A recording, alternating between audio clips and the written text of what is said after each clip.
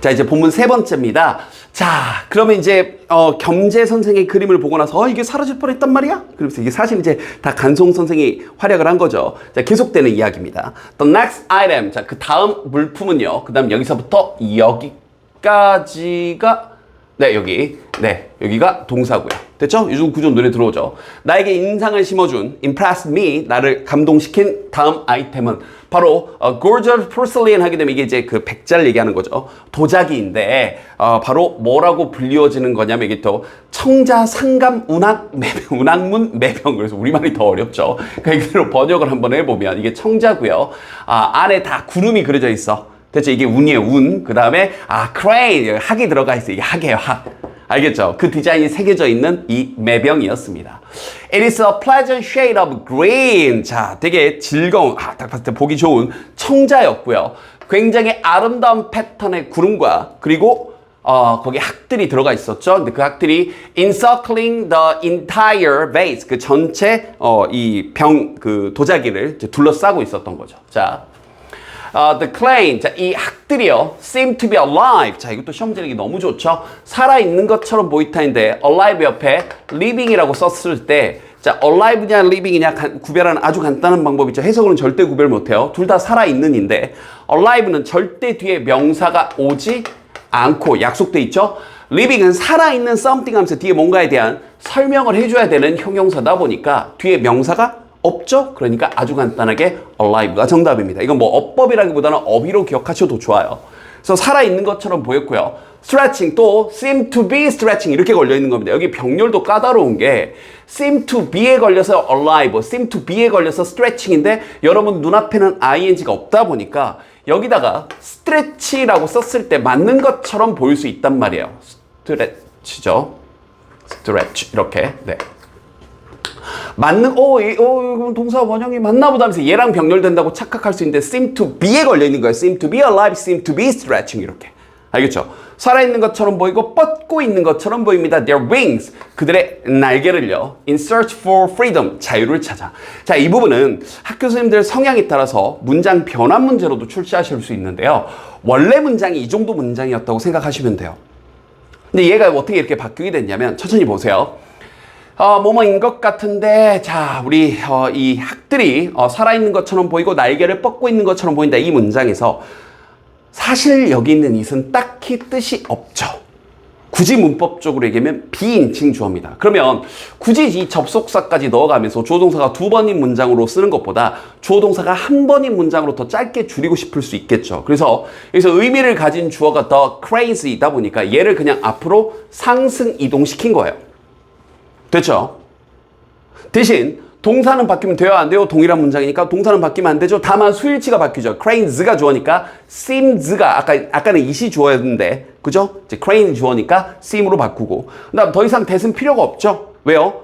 주어가 나가서 동사 부분만 남았는데 동사를 연결할 때는 접속사가 필요한 게 아니라 to로 동사를 동사를 2번 쓸 수는 없으니까 동사 앞에 to로 붙여서 동사 원형으로 아가 to be alive and stretching 이렇게 바뀐 거죠. 그래서 위아래 이렇게 변환하는 문장도 시험 문제에서 나올 수 있습니다. 그래서 it으로 출발하는 걸로 주고 자 같은 문장 만들어 보세요. 학교 선생님들 성향에 따라서는 출제하실 수도 있는 부분이에요. 자 계속 갈게요. 간송 선생은요. brought the vase. 자, 이 매병을 일본 예술 딜러 그러니까 사실 딜러라고 표현했는데 이거 도굴꾼일 수도 있습니다. 어쨌든 딜러로부터 이 병을 구매하셨답니다. 1935년도에. 자, 그러면 그 돈인데 그가 거기에 쓴, 즉 이 매병을 구매하신데 쓴 그 돈 때문에 간송 선생은 could have brought 그 돈을 가지고는 사실 되게 멋진 집 20채도 살 수도 있었습니다. 그 당시 기준으로. 자, 잠깐 이 부분도 시험지 또 낼 수 있는 부분인데 could have brought인데요. could have brought 아니라 bought, buy의 과거형 대체 brough라고 그랬는데요. 가져오다가 아니라 bought. 구매하실 수도 있었습니다. 20채 정도를 그 당시 기준으로. 그러니까 요즘도 서울 기준으로 아파트 중위값이 10억 정도 하는데 물론 이제 아파트 값이 좀 떨어지면 10억이 안 되기도 하고 대충 편하게 계산하기 쉽게 10억이라고 하면 그러니까 요즘 시세로 200억 정도 이해됐죠? 요즘 기준으로 얘기한다면 그 정도를 방금 그 병 하나 구매하신 데 쓰신 거라고요. 자, 그런데 이 부분은 요렇게 조동사 뒤에 have pp가 붙는 부분에 대한 내용으로 연결할 수도 있습니다. 기억은 해두세요. 조동사 뒤에 have pp가 붙게 되면요. 추측의 뜻에다가 조동사가 가지고 있는 거기다가 had이라는 뭐뭐 had 하는 과거의 느낌만 더하시면 돼요. 선생님 딱 두 번만 해줄 테니까 두 번 듣고 나서 인강의 장점 잠깐 퍼즈 버튼 누르고 필기하시고 기억 안 나면 한 번 더 돌리세요. 두 번 딱 해주겠습니다.